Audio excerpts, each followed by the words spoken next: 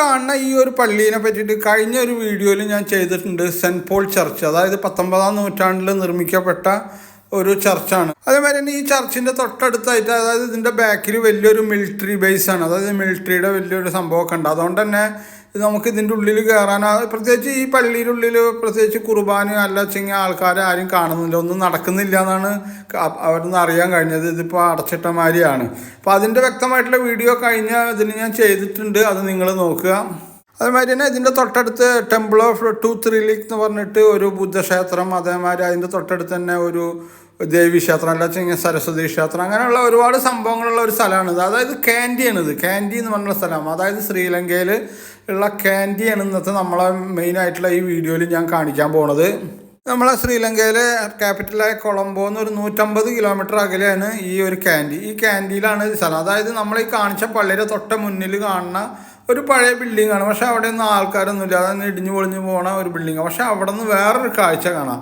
അവിടെ മലയുടെ മുകളിൽ കണ്ടോ നോക്കിക്കോ, അവിടെ വലിയൊരു ബുദ്ധൻ്റെ പ്രതിമ, വളരെ വലിയ പ്രതിമ. അതായത് ശ്രീലങ്കയിലെ തന്നെ ഏറ്റവും വലിയ ബുദ്ധപ്രതിമയാണ് ഈ കാണുന്നത്. അത് ഒരു മലയുടെ മുകളിൽ. അത് നമുക്ക് ഈ കാൻഡിയിൽ എവിടെ നിന്ന് കഴിഞ്ഞാലും ഈ ഒരു ബുദ്ധപ്രതിമ നമുക്ക് കാണാൻ പറ്റും.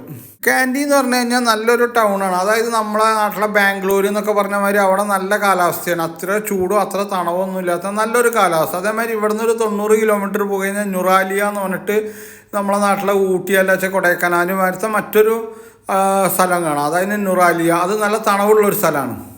ഇന്നിപ്പോൾ നമ്മൾ കാൻഡി ഒരു വാക്കാണ്, അതൊക്കെ കാൻഡി വാക്ക് എന്ന് പറഞ്ഞിട്ട് കാൻഡി ടൗണിലേക്ക് കൂടെ ഒക്കെ ഒരു നടന്ന് കാണുകയാണ്. അപ്പോൾ ഇവിടെ കണ്ടോ, നമുക്ക് ഇവിടെ വന്നു കഴിഞ്ഞാൽ എന്താണെന്ന് വെച്ച് കഴിഞ്ഞാൽ ശ്രീലങ്കയിൽ പറയണമെന്ന് വെച്ച് കഴിഞ്ഞാൽ പൈസക്കാരുടെ കയ്യിലൊക്കെ നല്ലോണം പൈസ ഉണ്ട്. അതിനർത്ഥം കാണാം നമുക്ക് ഇവിടെ വലിയ വലിയ വാഹനങ്ങൾ, വില കൂടിയ കാറുകളൊക്കെ കാണാം. പക്ഷേ സാധാരണക്കാരന് യൂസ് ചെയ്യുന്ന ചെറിയ ചെറിയ കാറുകൾ ഇവിടെ കുറവാണ്. കാരണം വെച്ച് കഴിഞ്ഞാൽ സാധാരണക്കാരൻ്റെ കയ്യിൽ പൈസ ഇല്ല എന്നാണ് അതിൻ്റെ അർത്ഥം. അതേമാതിരി തന്നെ ബൈക്കുകൾ, ഇവിടെ ബൈക്കുകളൊക്കെ വളരെ കുറവാണ്. ഇപ്പോൾ നമ്മളെ നാട്ടിൽ സൈക്കിൾ ഉപയോഗിക്കുന്നതിന് പകരം പണ്ട് സൈക്കിൾ ഉപയോഗിക്കുന്നതിന് പകരം നിറയെ ബൈക്ക് യൂസ് ചെയ്യുന്നുണ്ട്. ഇവിടെ സൈക്കിളും വലിയ ബൈക്കും വളരെ കുറവാണ്. കാശുകാരുടെ കയ്യിൽ അത്യാവശ്യം BMW, ബെൻസ് അങ്ങനെയുള്ള കാറുകളൊക്കെ നമുക്ക് ഇവിടെ കാണാൻ സാധിക്കും. ഒരു വീട്, ഇത് വീടല്ല, ഒരു എൻട്രൻസ് ആണ്, അതായത് ഒരു ഗേറ്റ്. ഇത് ടെമ്പിൾ ഓഫ് ടൂത്ത് റിലീഫിലേക്ക് പോകാനുള്ള ഒരു ഗേറ്റാണ്. അതുകൂടാതെ അതിൻ്റെ ഓപ്പോസിറ്റിലായിട്ട് ഇവിടെ ഒരു ഹോട്ടലുണ്ട്. ഇത് കണ്ട, ഇത് ഇവിടുത്തെ ഒരു സ്റ്റാർ ഹോട്ടലാണ് ഈ കാണുന്നത്. വളരെ മനോഹരമായിട്ടുള്ള ഒരു ഹോട്ടൽ, ട്യൂൺസ് ഹോട്ടൽ എന്നാണ് ഇതിനെ പറയുക. ഇത് കാൻഡിയിൽ തന്നെ ഏറ്റവും കണ്ണായിട്ടുള്ള ഒരു സ്ഥലമാണ്. അതായത് ഇവിടെയാണ് ഏറ്റവും കൂടുതൽ ടൂറിസ്റ്റുകൾ വരുന്ന ഒരു സ്ഥലമാണ്. ഇതിൻ്റെ തൊട്ടടുത്ത് തന്നെയാണ് ടെമ്പിൾ ഓഫ് ടൂത്ത് റിലീഫ്, അതേമാതിരി ടെമ്പിൾ ഓഫ് ഡാൽഡ എന്നൊക്കെ പറഞ്ഞിട്ടുള്ള ക്ഷേത്രങ്ങളും ഒക്കെ ഈ ഒരു പരിസരത്താണ്. അത് ഈ ക്ഷേത്രത്തിനോട് അടുത്താണ്. അതുകൊണ്ട് തന്നെ ഇവിടെ എന്ന് പറഞ്ഞു കഴിഞ്ഞാൽ ഒരുപാട് ടൂറിസ്റ്റുകൾ, പ്രത്യേകിച്ച് യൂറോപ്യൻ ടൂറിസ്റ്റുകളൊക്കെയാണ് ഇവിടെ വരിക. അതേമാതിരി ആ ക്ഷേത്രത്തിനോട് തൊട്ടടുത്ത് കാണുന്ന വലിയൊരു ലേക്കാണ് ഈ കണ്ട വളരെ മനോഹരമായിട്ടുള്ള ഒരു ലേക്കാണ് ഈ ടെമ്പിൾ ഓഫ് ടൂത്ത് റിലീഫ്. അല്ലാച്ചപ്പോൾ ഈ കണ്ട ഹോട്ടലിൻ്റെ ഒക്കെ അടുത്ത് കഴിഞ്ഞാൽ അതൊരു ശരിക്കും പറഞ്ഞാൽ ഈ കാൻഡിയുടെ ഒരു മനോഹരമായിട്ടുള്ള ഒരു സ്ഥലമാണ് ഈ കാൻഡി. കാൻഡിയുടെ അടുത്ത് കണ്ട ഒരു ലേക്കാണ് ഈ കാണുന്നത്.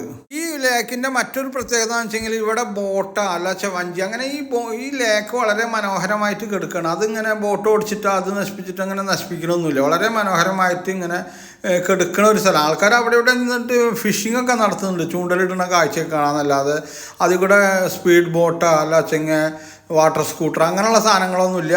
പിന്നെ നല്ല നിറഞ്ഞു കിടക്കുന്നതാണ്. പിന്നെ അതിന് ചുറ്റും തന്നെ അത്യാവശ്യം കുറച്ച് മലമ്പ്രദേശങ്ങളാണ്. മലമ്പ്രദേശം തന്നെ മലകളാണ്. അവിടെയൊക്കെ ഒരുപാട് ബിൽഡിങ്ങുകളും വീടുകളൊക്കെ ആയിട്ടുള്ള വളരെ മനോഹരമായിട്ടുള്ളൊരു സ്ഥലമാണ് കാൻഡി.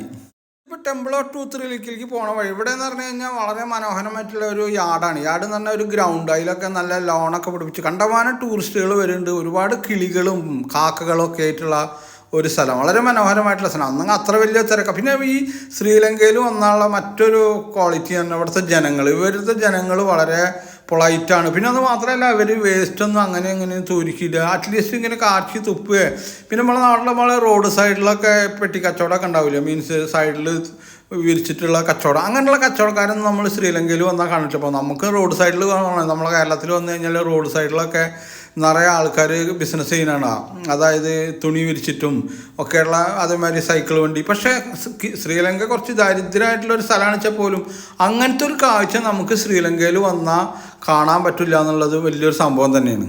ഈ ടെമ്പിൾ ഓഫ് ട്രൂത്ത് റിലീക്കിന് ശരിക്കും പറഞ്ഞാൽ നൂറ്റാണ്ടുകളുടെ ഒരു പഴക്കമല്ല ചെങ്ങ ചരിത്രം പറയാനുണ്ട്. അതായത് 1595 വിമല ധർമ്മസൂര്യ എന്ന് പറഞ്ഞിട്ടുള്ള ആളാണ് ഈ ഒരു ക്ഷേത്രം ഇവിടെ പണിത് കഴിഞ്ഞത്. അതായത് ഈ കാൻഡിയുടെ ഭരണം ഒരു പരിധി വരെ ഈ ഒരു ക്ഷേത്രം അല്ല വെച്ചെങ്കിൽ ഈ ഒരു ബുദ്ധ വിശ്വാസത്തിൻ്റെ ഭാഗമായിട്ടാണ് നടന്നുകൊണ്ടിരുന്നത്. അതിൻ്റെ ഒരു ചരിത്രം പറയാന്ന് വെച്ചാൽ ഗൗതമ ബുദ്ധൻ്റെ മരണത്തിന് ശേഷം അയാളുടെ കുറച്ച് തിരുവശേഷിപ്പുകൾ അവിടെ എന്തോ കലിംഗെന്തോ യുദ്ധം കാര്യങ്ങളൊക്കെ ഉണ്ടായി. അപ്പോൾ അതിൻ്റെ ഭാഗമായിട്ട് അവിടെ നിന്ന് ഈ ഒരു ദ്വീപിലേക്ക്, അതായത് ശ്രീലങ്കയിലേക്ക് കൊണ്ടുവന്നതും ഇവിടെയാണ് ഈ ഒരു ടെമ്പിൾ ഓഫ് ട്രൂത്ത് റിലീക്കിലാണ് ആ തിരുവിശേഷിപ്പുകളൊക്കെ സൂക്ഷിച്ചിരുന്നതാണ് അറിയപ്പെടുന്നത്. അതുകൊണ്ട് തന്നെയാണ് ഇതിന് നൂറ്റാണ്ടുകളുടെ പഴക്കമുണ്ട് എന്ന് പറയുന്നത്.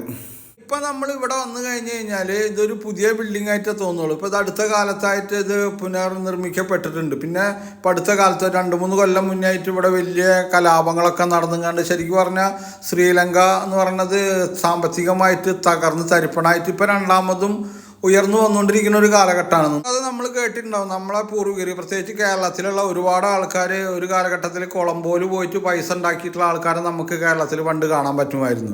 പിന്നീട് അത് കാലാന്തരത്തിലൂടെ കൊളംബോയ്ക്ക് കുറച്ചുകൂടി ഒരു ക്ഷീണം പറ്റുകയും ഇപ്പോൾ അടുത്ത കാലത്തുണ്ടായ കലാപത്തിലൂടെ പൂർണ്ണമായി തകർന്നിട്ട് ഇപ്പോൾ രണ്ടാമതും പൊന്തി വന്നുകൊണ്ടിരിക്കുന്ന ഒരു ശ്രീലങ്കയാണ് ഇപ്പോൾ നമുക്ക് കാണാൻ പറ്റുന്നത്.